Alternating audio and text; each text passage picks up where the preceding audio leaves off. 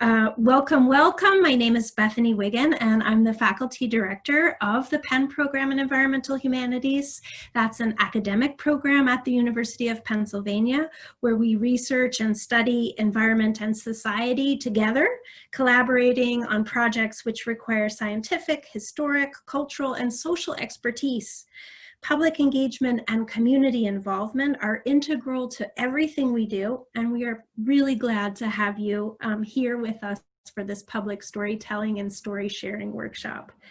After our team, they're going to introduce themselves. We'll all introduce ourselves in just a moment, and these teams, the people who you're going to hear from are also tonight's workshop leaders.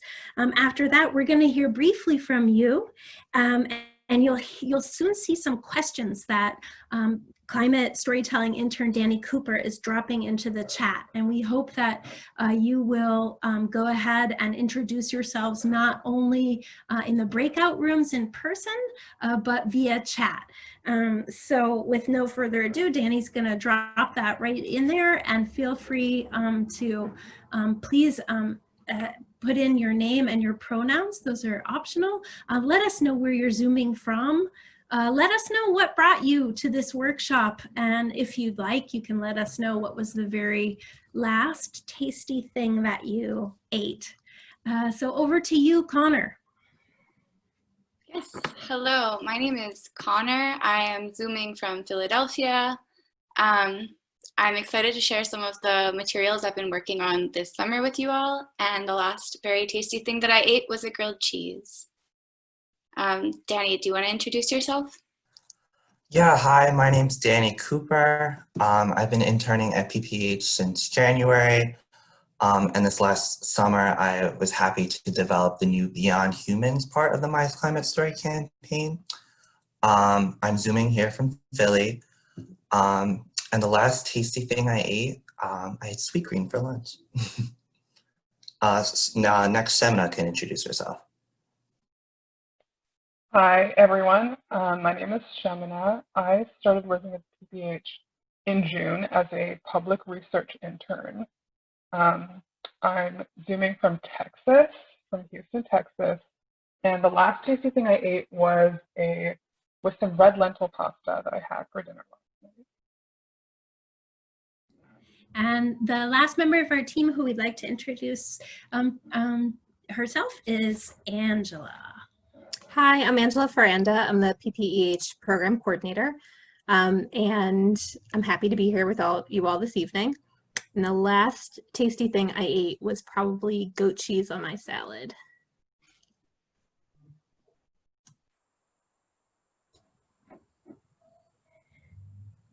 Connor, do you want to introduce people to the polls? Yes, so we're going to be starting off our session with a couple of polls. The first one is going to be in this Zoom window, which Angela will launch in a moment, and we'd like to know how climate change affects you.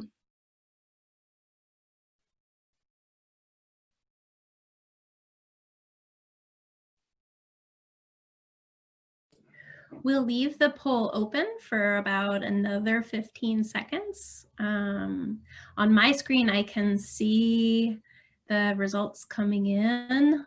I love live polling for exactly this reason. Great. So what I'm seeing here is that of our group of 25, 22 people have participated, and 41% say that climate change affects you a lot. Another equal 41% say a medium amount, and 18% say a little. And we are going to be able to explore some of the nuances of that poll and of your feelings about how climate change affects you. Before we head on over into the more interactive part of this workshop, we do want to have one additional quick poll. And for this one, we need you to paste a URL, which Connor's going to drop into the chat in just 1 second. It's coming at you now. You're going to paste this web address into your browser window. And once you get that browser window open, you're going to just lightning fast. Oh, Angela's dropped it in the poll there for you, in the chat, excuse me. And you see the poll.ev web address. The question is, how does climate change make you feel? And there's no wrong answer, right? And one word, just, you can just gut reaction. How does it make you feel? Over to you, Connor. Yeah, so I'm seeing overwhelmed, terrified, we have motivated, anxious, stressed. We're seeing a lot of the same feelings: anxious, worried, scared, terrified. So we're some pretty strong feelings that we're seeing. I'm gonna let a couple more people respond. And in the chat, I see someone dropped in helpless. Yeah. So alarmed, weary. So we have a lot of heavy feelings. So sensing, feeling, and emotions are really important to how we process climate change and our individual experiences of it. Climate stories can help us process those emotions and share them and listen to others' experiences. So we're going to talk a little bit more about what climate stories are and how we can use them. So emotions are an important piece of each climate story because they're a personal link that enables us to connect our everyday experiences with the greater store of data and scientific information about climate change. Our feelings and what we care about are what make that data meaningful. So we had this insight into the necessity of pairing quantitative data with qualitative data, and that's about a year ago we decided to launch the early stages of this My Climate Storytelling campaign. I think it was like exactly a year ago, and it really was our initial efforts to find ways to connect individual experiences of climate change in global places and find ways to link them together. In my experience of working on this project for about a year now, it's been really a tremendous antidote to those feelings of helplessness and feeling overwhelmed. There's that sense of solidarity, of sharing experiences and thinking about them as the basis for collective action. Danny's gonna share his screen now and show you a video that we made exactly 1 year ago introducing this project. It's about 2 minutes long. The climate is changing now. Across the globe, it has diverse local impacts. Starting today, we're building a public data bank of personal stories about how people are sensing climate change locally. Here are a few. I'm Lucy, and here in Philly, you can smell climate change. Exploding sewers, flooding sinkholes, and a rapidly multiplying mosquito population show how my city's infrastructure will collapse under increased rainfall and extreme heat. I'm April. Oregon's Willamette River is getting lower and warmer. Its waters are washing masses of dead salmon ashore. The Kalapuya are losing an essential food, and we are all thirsty. I'm Grace from South Africa. Last year I tried to wash my hands in Cape Town, but all the taps produced was a mist. Cape Town cannot keep up with severe drought and intense population. I'm Meg. I'll never forget my first plane trip to Tanzania in 2000, the thrill of seeing Mount Kilimanjaro's snowy peak above the clouds. When I flew there this summer, it looked bare. I'm Bethany. When I grew up in Maine, the ocean water took our breath away. But this summer, we could swim for nearly an hour before our feet grew numb. My name is Margaret. I'm hearing climate change and my grandmother's concerns that her air conditioner won't make it through Wisconsin's next heat wave. Sharing our stories connects climate change to the here and now, and to the people and places we love. Climate change isn't just recorded by atmospheric and ocean sensors. Our human sensations also provide data for a shared understanding of how climate change is shaping experiences across the globe. How we feel matters, and our feelings inform how we will respond. We want to know. What's your story?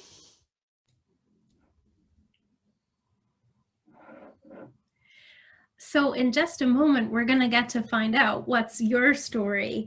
But I wanted to reassure you, since we launched this campaign a year ago, we've developed increasingly sophisticated storytelling tools and prompts. And we're going to share two of those tonight. One is designed to help you share your own story and can be developed in later workshops for oral histories where you could interview someone else to help them tell their story. And the second set of prompts that we'll try out in two of the breakout rooms tonight are to help you tell the stories of species beyond humans. So we're now all going to head into breakout rooms where Angela has pre-assigned all of us. And you'll start working there on either a human or a more than human climate story guided by either me or Shemina or Danny or Connor. And each of us has a very tightly scripted plan for you. And in about a half an hour at 7:45, we're all going to come back together into this room, and we'll share ideas about where to take our storytelling work after we leave this workshop. We promise you it will end right at 8. We're always mindful of people's time, but we want to also provide you lots of opportunities to stay involved with the project. So we'll try to do all of that by 8 o'clock. I want to reassure you that you don't have to finish your story by 7:45. If you do, great. If you don't, lots of opportunities to still get it to us. So with that, we're going to head into the breakout room. I will see some of you in my breakout room, and I'll see all of you again at 7:45.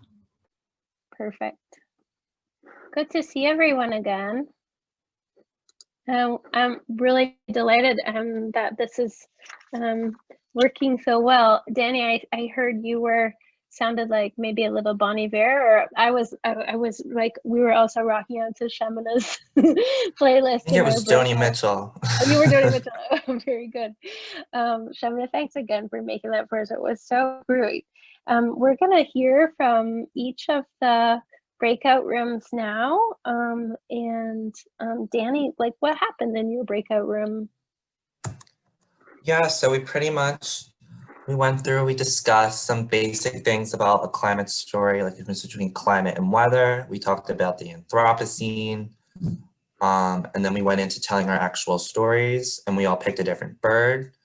And we all had some cool things that we found out, and well, not that cool, because it's really not the happiest thing to be learning about, but still learned that nevertheless. But I think someone learned like the yellow warbler its range used to extend far into the US, and now you can pretty much only find it in Canada. We looked at the oriole, it's losing its range out west. And then I can share my screen to look at Maria's story, which was the puffin.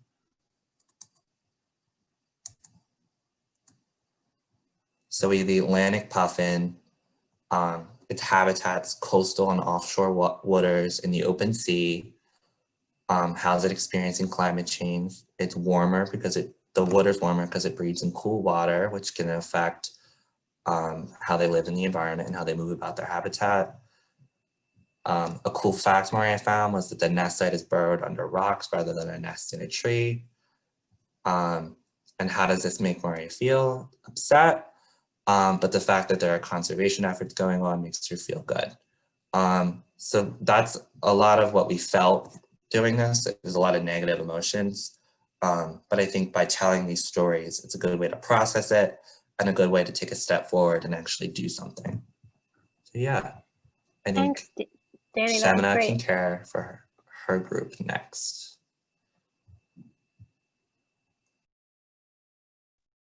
So our group was also Beyond Humans, so we used the Audubon guide to find out about the habitats of different birds and how they're experiencing climate change.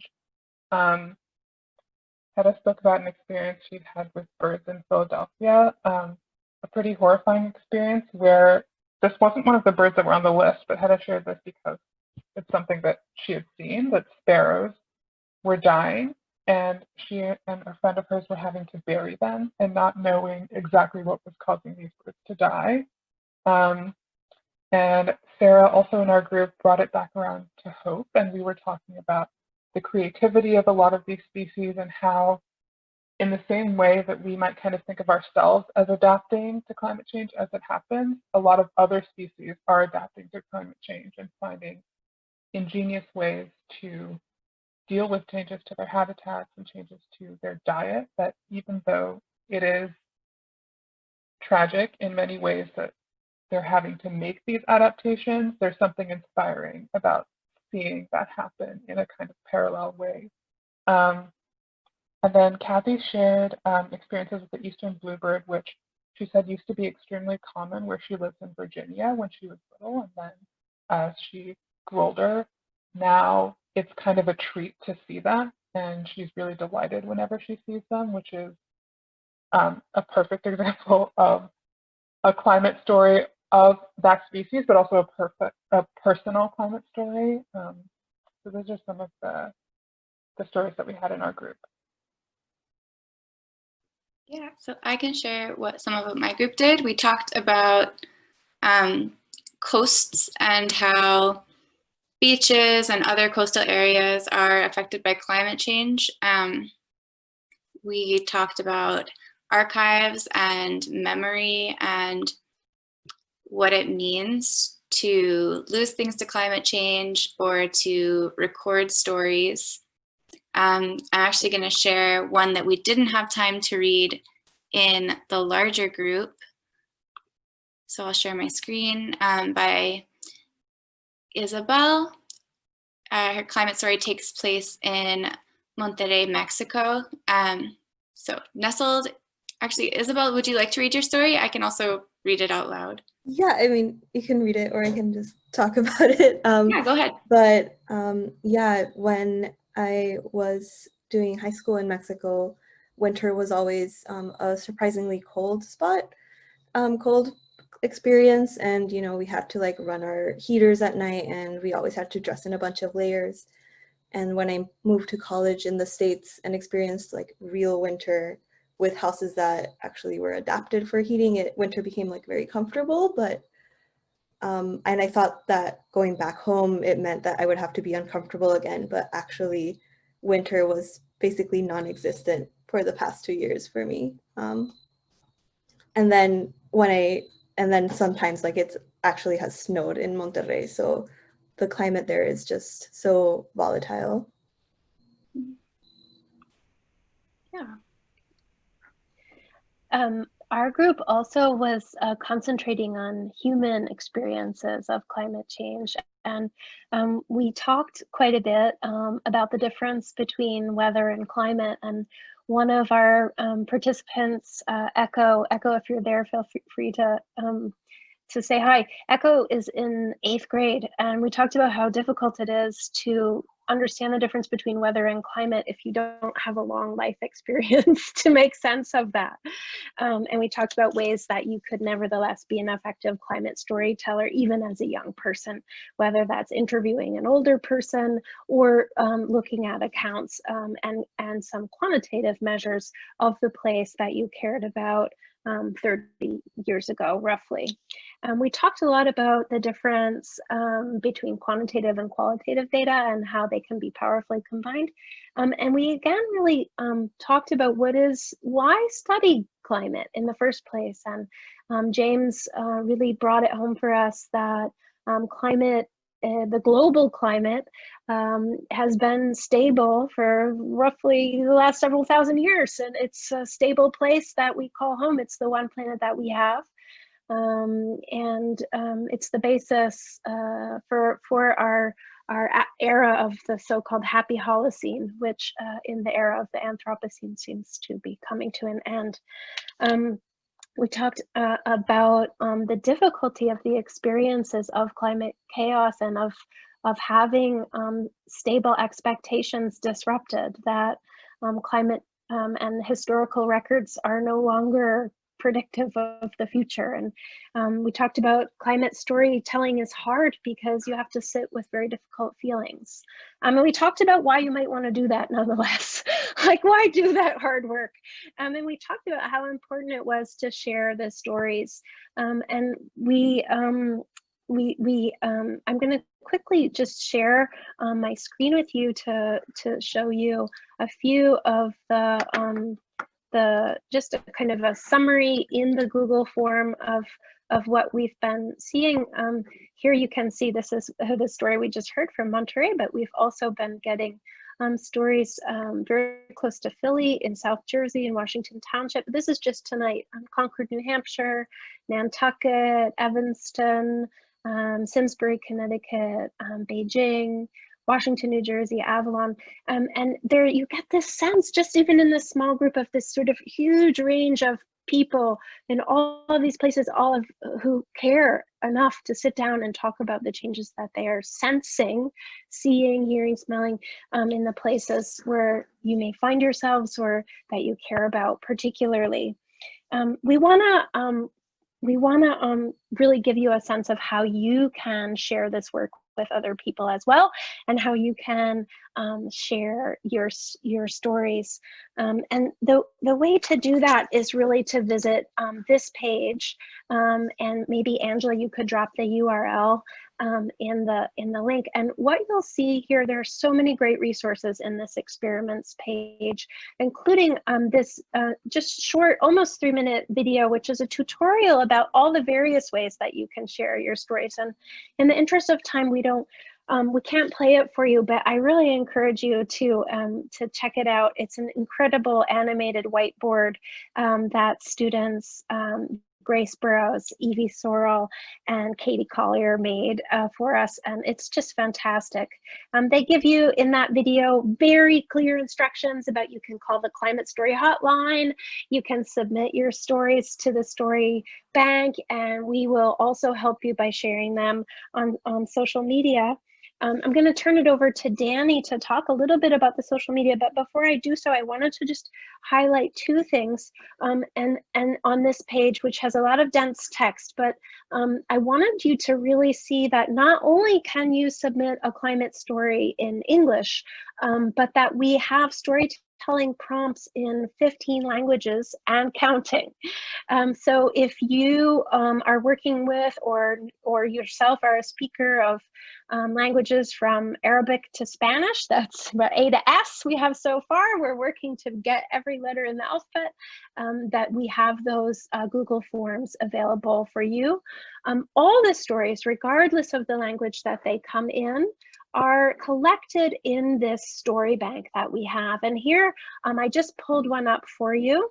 You can see this is a story from Amy, which is in Florida. And Amy called the Climate Story Hotline, and she tells a story there that is of fear of hurricanes and experiencing more and more hurricanes more frequently. Many of the stories that we get, especially if we get a lovely visual file, we put it on social media, and Danny has really been spearheading the social media campaign, and I'm going to let him talk and show you the fantastic resources there. Yeah, I'm going to share my screen and show the Instagram account, which if you're interested, you can follow. It's at @myclimatestory with my_climate_story. And pretty much we have, these are all recent ones. These are the beyond human stories. So these are different animals, people, plants, animals, insects people have observed in a variety of different places. It's very pretty to look at. So here's a lot of different stories. And then we also have people's human stories that we've illustrated and paired with images. And you can just look through and see the variety of stories. There's videos from the audio messages. There's the same instructional video.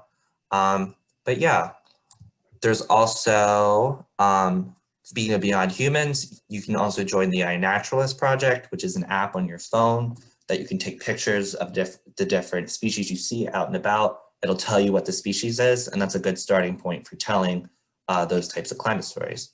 So yeah, again, at my_climate_story on Instagram, and you'll see all the different climate stories that come in. So over the course of this next year, between now and the spring, and particularly Earth Day, we're going to be continuing to offer workshops, and we would like to be able to support you if you would like to offer a workshop in your school or in your community, whatever that might be. So please be in touch. We're gathering, we will have several slide decks with scripts for workshop leaders that will be published in the coming weeks, building on work particularly that Danny and Connor have done.